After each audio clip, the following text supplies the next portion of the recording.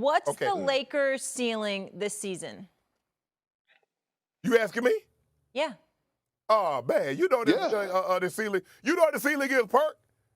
Like Michael Jordan said, the ceiling is the floor. The finals.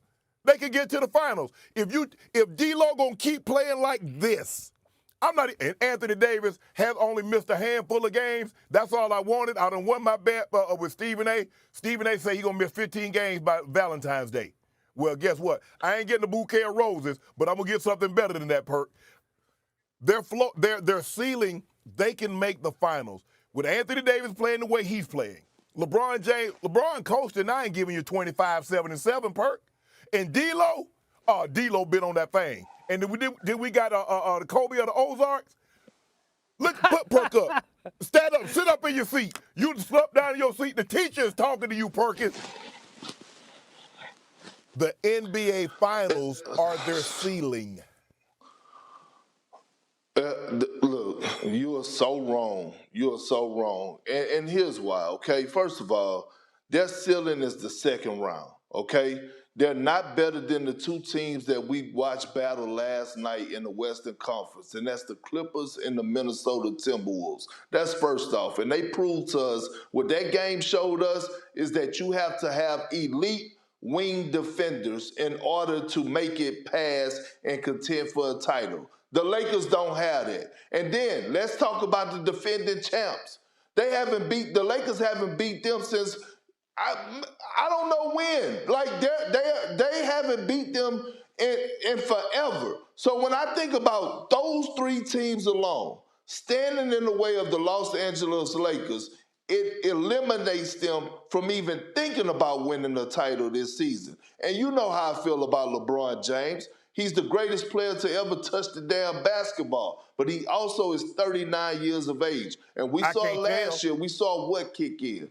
We saw fatigue kick in the postseason. We saw him get tired because of the load that he had to carry throughout the postseason. And we don't know what Anthony Davis is going to give us on a consistent basis in the postseason. And he has still to this day, he still has to look at Jokic and say, you know what? At some point, at some time, I'm going to have to go through him, or I'm going to have to go through Karl Anthony Towns and Rudy Gobert, and it's not going to happen. All right, so Shannon, let's go over to the primrose path, and I'm going to take you down it and show you what needs to happen for the Lakers. I'm going to construct what needs to happen. All right, number one, as of right now, they're 3 games back of the number 8 spot, which is held by the Dallas Mavericks. And in a weird aside there, I don't really understand what Spencer was talking about with moms and dads and whatever and why he chose the Lakers over the Mavericks. But Kyle Kuzma came out yesterday and told The Athletic that he had the Wizards and the Mavericks had agreed to a trade for Kyle Kuzma, and Kuzma asked them not to trade him to Dallas. And the Wizards honored the request, even though they didn't have to. So now we have Spencer Dinwiddie and Kyle Kuzma, so they don't want to play for Dallas. That's an interesting little side note. But I will say that Dallas has won 5 games in a row. They are playing well right now. They are 3 games ahead of the Lakers. So the Lakers really need to walk down the 8th seed. Why? Because if you are the 9 seed, you're looking at Steph in the first round in the play-in. And even if you get by that game, you got to win 2 games. The big disadvantage between 8 and 9 is you got to win 2 games to get in. And Perk is right. I know LeBron looks great, but at 39, you don't want him to have to play 2 games, then immediately enter a series. So walk down the Mavericks or whoever else is in front of you. You got to break because the Jazz have kind of disqualified themselves. They tore pieces off at the deadline. Now you get potentially Oklahoma City in the next round, in the first round. I think they could beat Oklahoma City because they have size on them. They've had success against them home and road this year. Then you try to make things interesting with LeBron, AD, and your defense. Yeah, I agree. Well, you know what, Perk? Maybe the Western Conference Finals is as far as they get because we see them get to the Western Conference Finals through the play-in. And D-Lo wasn't playing last year like he's currently playing. I believe Austin Reeves has stepped up his play. And Anthony Davis has been more consistent this year than last year. And LeBron is LeBron. So with those 4 pieces, and now we got Dinwiddie, we got a guy that can give us 10 to 12 points off the bench with Rui and Christian Woods, I like it. I like it, Perk. I think you talking with your heart. and not your brain right now. Yeah. Because the top of you, the brain of you is telling you that the Lakers are not that damn good in the Western Conference. We But your get to the heart, West. because of Coach James, you right. I mean, Put that's something what on it it. is. I love you. Put something on it. I guarantee you, Perk, we get it at least to the Western Conference Finals. Okay, let's put something on it. Let's put something on it. Look, I'll put this on it. I'll put something on it. Damn it, if they don't make it, you better put me on Club Shay Shay. Bet. I want to interview. I want some of that yak too. And when they get to at least to the Western Conference Finals, send your boy one of them old puppies. That's what you do.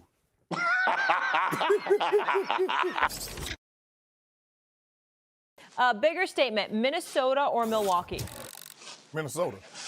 They went to the Clippers building and beat the team that had gone 27-6 over the last 33 games and did a demolition job on them. These are two top teams in the Western Conference, and they went to your house and they beat you down. I don't really know what else to say. And Anthony Edwards didn't have a great night. He was I think it was 1 for 11 from the three-point line. But like you said, that dominant third quarter outscored them 40-19, and they did a job. The Clippers had looked. I mean, if you hadn't watched the Clippers over the last 33 games, you said that team's coming out of the West, because that's how well they had played. Kawhi Leonard had played himself into the MVP discussion. Nikola Jokic, Shai Gilgeous, and then you have to put Kawhi or Giannis in that 3-4 spot. That's how well they had been playing. They had been playing. James Harden had ingratiated himself in the offense, doing a great job of distributing the basketball, and when they needed him to score, he could score. And we know Paul George, those guys was playing great. But what the Timberwolves did by going into the crypt and beating them down, that was a much bigger win than the Nuggets losing on the road in Milwaukee. The Timberwolves, they showing you something, Perk. Let me tell you why you're wrong. Let me tell you why you're wrong. You said that their record was 27-6, the Clippers, okay? One of those 6 losses came against the Timberwolves about 3 weeks ago. When it comes down to the Minnesota Timberwolves, they have beaten every top team in the NBA. They handed the Nuggets their first loss. They handed the Celtics their first loss. They beat the Clippers twice. They have beaten the Bucks. They have beaten every single contending team in the league. So it wasn't surprising. And I believe that the Clippers right now, the last 6 games that they played, the Minnesota Timberwolves, the last 6 games that they played against the Clippers, they won 5 out of 6, if I'm not mistaken. But when it comes down to the Bucks, I said this on NBA Countdown last night, and Molly, they called me everything but a child of God when I said this. I said the Bucks were in a must-win situation because they had been battling the flu all season long, but they kept going to Walgreens and CVS trying to get that over-the-counter medicine. All of a sudden, they got their antibiotics last night. And when you think about the Milwaukee Bucks, when you're labeled as a contender, the defending champs are coming into your house and you need that signature win, damn it, they proved that last night. And that duo of Brook Lopez and Giannis Antetokounmpo anchoring that defense against Jokic last night without Chris Middleton was a beautiful thing to watch. And it was a statement win, and it was a must win, and they got it done. Under Doc Rivers. A must win before Wendy. A must win before the All-Star game? Damn. Okay, go ahead, Wendy. Take off. Okay. You didn't say that when AD said it. Hey, Shay, you didn't say that when AD said it when they said they needed a must win against Oklahoma City after the in-season tournament.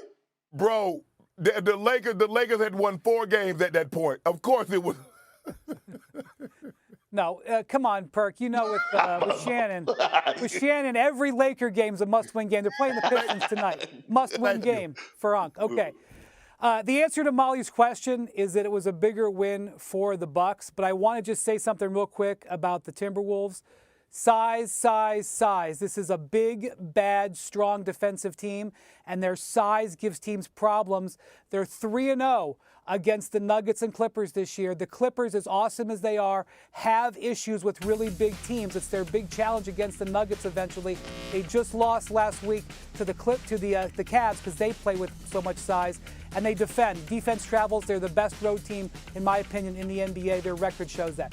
But the Bucks, before the last 2 games, had lost 5 of the first 6 games that Doc Rivers coached, their defense wasn't showing much improvement. They are able to get back-to-back games where they give up less than 100 points. That's the first time that's happened for them in 3 years. So for the Bucks to get that win, even though it's at home, even though it's in February, to get a couple of good defensive performances in a row, that was huge for them.